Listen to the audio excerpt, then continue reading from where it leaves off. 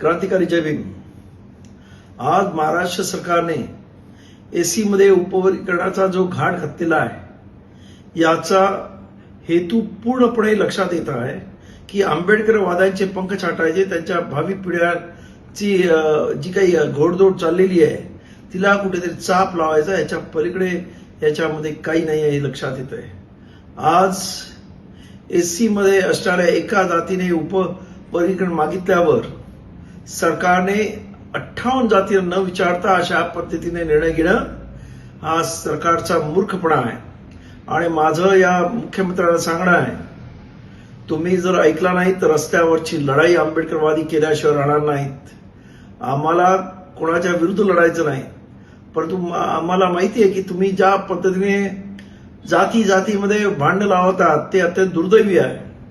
आज आमचा मातंग भाऊ मोठ्या संख्येने बौद्ध होतोय आणि त्यामुळेच तुमच्या पोटामध्ये पोटछू उठलेला आहे आणि त्यामुळे या पद्धतीने आंबेडकरवादी आणि मातंग समाज यांच्यामध्ये भांडण लावण्याचा एक कटकारस्थान आहे। त्यामुळं आपल्याला मी निवेदन करू इच्छितो की या पद्धतीचे काम करू नका, कारण एससी मध्ये जे राखीव कोटा आहे किंवा रिझर्वेशन आहे ते त्या जनजातीच्या संख्येप्रमाणे दिलेलं आहे।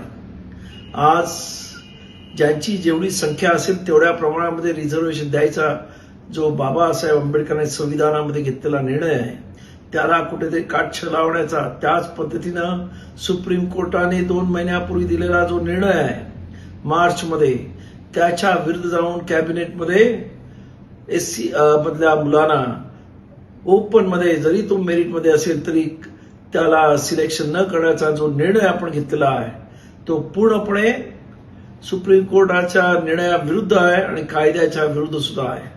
त्यामुळं आम्हाला रस्त्यावरती येण्यास भाग पाडू नका आणि आल्यास त्याची सर्वस्वी जबाबदारी या सरकारची असेल, तेव्हा सरकारने ताबडतोब जागे व्हा।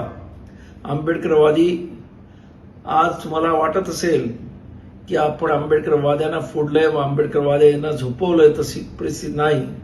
आंबेडकरवादी आज सुद्धा रस्त्यावरती उतरण्यास तयार आहेत, उद्याही होते आणि कालही होते। आणि त्यामुळं आपल्या या सोशल मीडियाच्या वतीनं मी सांगू इच्छितो की जे कटकारस्थान करण्याचं तुमचं जे ध्येय आहे आणि आंबेडकरवाद्यांना थांबवण्याचं जे षडयंत्र आहे ते षडयंत्र कदापि यशस्वी होणार नाही हे इथे मी स्पष्ट सांगू इच्छितो। तेव्हा या षडयंत्र करण्यापासून थांबा।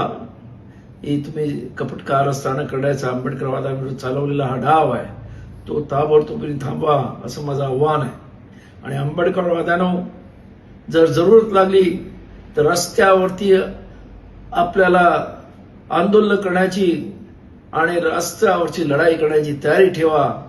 सर्व जाती, भेद, धर्म आणि पक्ष विसरून एक होऊन या लढाईमध्ये आव्हान करेन तेव्हा सामील व्हा, एवढीच आपल्याला कळकळीची विनंती करतो।